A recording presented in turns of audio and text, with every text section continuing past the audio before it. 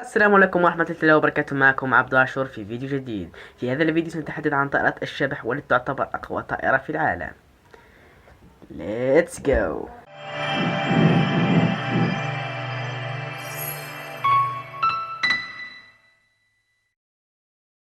إنها الطائرة الأخطر والأقوى في العالم. إنها كالشبح، وبالفعل شبح. الطائرة التي تأتيك الموت فجأة، لا يسمعها أحد ولا يشعر بها أي إنسان. لا رادار قادر على رصدها، ولا صوت ولو حتى همسا. تتفاجأ أمامك كشبح خارج من الجحيم.